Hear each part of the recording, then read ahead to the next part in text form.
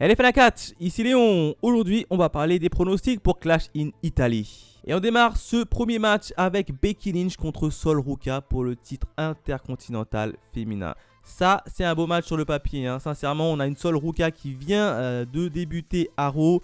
Directement, elle va se frotter à Becky Lynch qui est championne. Et moi, j'aime bien leur interaction. La petite Sol Ruka qui va un peu chercher la petite Becky Lynch qui est établie. Et Becky Lynch, j'adore franchement ses mimiques. Et des fois, quand elle rentre directement dans les jeunes catcheuses, j'aime bien la petite rivalité. Elle est cool, elle est sympa.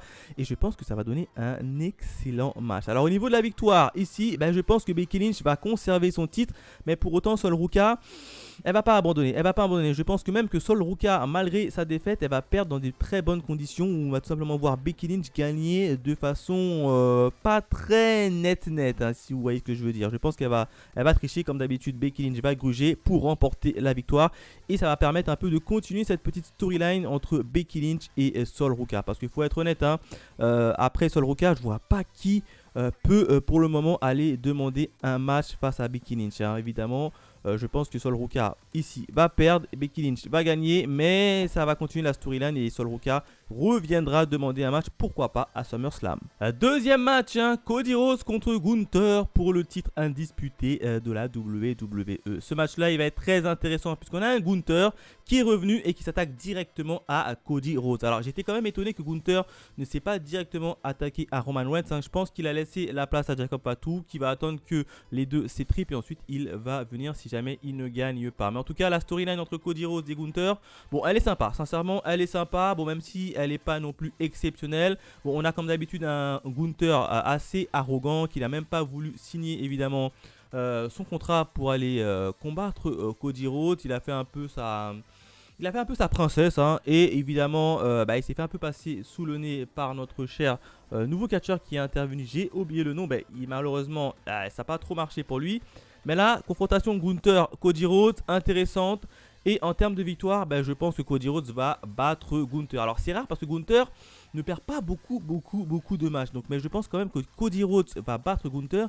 Et je pense même qu'il y aura une intervention externe. Et je pense que cette intervention externe, ce sera qui?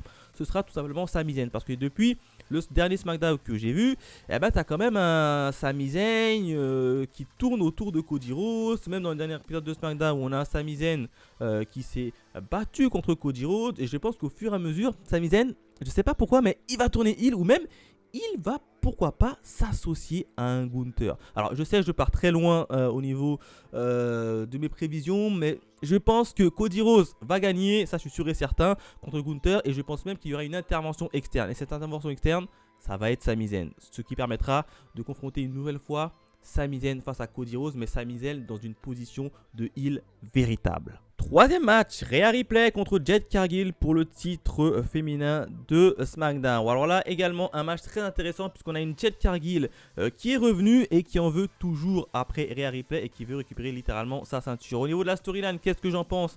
Elle n'est pas mauvaise. Bon, sincèrement, elle n'est pas mauvaise puisque d'un côté on a Jade Cargill et ses deux sbires qui l'accompagnent toujours, et de l'autre côté on a une Rhea Ripley mais qui est un peu esselée. Et Rhea Ripley va demander littéralement de l'aide à Charlotte Flair et à Alexa Bliss. Donc ça c'est un peu cool puisqu'on a quand même un 3 contre 3. Et en plus dans tout ça, on a tout simplement derrière une autre nouvelle équipe qui a fait ses débuts, c'est Fatal Influence. Donc évidemment ce sont des heels, donc ils vont plutôt se ranger du côté de Jade Cargill. Mais ça peut être très très intéressant. Alors au niveau du match, qu'est-ce que je pense? Ça va tout simplement être, je vais peut-être vous choquer, mais je pense que ça va être Jade Cargill qui va remporter le match. Et oui, puisque Rhea Ripley, je pense qu'elle va se pointer toute seule. Jade Cargill au départ, elle va se pointer toute seule. Très vite, il y a les deux sbires de Jade Cargill qui, moi, à mon avis, vont venir un peu gêner Rhea Ripley. Rhea Ripley sera un peu seule et scellée. Et il va y avoir une intervention de Alexa Bliss et de Charlotte Flair pour un peu compenser la balance en faveur de Rhea Ripley. Et là, vous savez qu'il y a deux égos entre Rhea Ripley et Charlotte Flair. Je pense que ça va un peu cafouiller. Ça va permettre littéralement à Jade Cargill de remporter la victoire après une cafouillage entre Rhea Ripley et Charlotte Flair. Du coup, les deux vont un peu partir à la guerre et ça va demander pourquoi pas un match de championnat face à Rhea Ripley, Charlotte Flair et Jade Cargill. Donc un fatal, un match à 3 si vous préférez. Je pense que ça va être comme ça au niveau de la suite des événements. Donc ici, je vois tout simplement une victoire de Jade Cargill. Enfin, le dernier match annoncé pour le moment, hein, Roman Reigns contre Jacob Fatu pour le Tribal Combat match. Et pour le titre évidemment de la Heavyweight Championships. Alors là, au niveau de ce combat-là, vous le savez, hein, dans ce match-là, le vainqueur, il remporte à la fois la ceinture, mais il remporte également la place du chef. Au niveau de la storyline, elle était excellente. Elle est tout simplement excellente. J'adore beaucoup le Jacob Fatu qu'on a bien construit, assez fort, assez puissant. Il a dû se faire attaquer par Roman Reigns et les frères Uso en même temps. Il est toujours resté debout, hein. Les coups de chaise, ça marche pas. Ils ont dû s'y prendre à plusieurs pour le mettre à terre.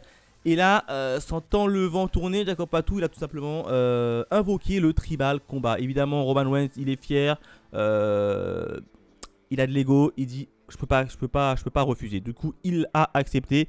Et ça va se jouer dans ce match-là. Tout va se jouer dans ce match-là. Alors, au niveau du vainqueur, eh ben, je pense que ça va tout simplement être Roman Reigns qui va gagner. Je pense qu'il va gagner, mais il va gagner très difficilement. Alors déjà, ça va être un match tribal combat, donc c'est un match sans disqualification. Donc les Usos, ils pourront intervenir comme ils veulent et personne pourra faire le backup à Jacob Fatu. Je vois personne venir faire le backup à Jacob Fatu.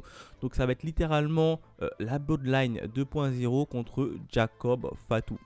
Donc là, je pense que Jacob Fatu va malheureusement perdre et ensuite après les événements, je pense que vu qu'il a touché et posé la main sur les officiels, qu'il va se faire virer de Raw. Mais je pense qu'il va très vite rebondir du côté de SmackDown. Et oui, je pense que ça va être ça à peu près la suite des événements pour Jacob Fatu. Comme ça va le tenir éloigné de Roman Reigns qui lui reste à Raw. Donc ici, victoire de Roman Reigns. Voilà ce que je pourrais dire sur les pronostics de Clash in Italy. Pour le moment que je fais la vidéo, il y a 4 matchs annoncés. À mon avis, il y aura un 5e, mais je ne le vois pas lequel. N'hésitez pas à me laisser dans vos commentaires vos pronostics, à liker et à partager la vidéo pour aider au référencement. Allez, bye les fans de catch.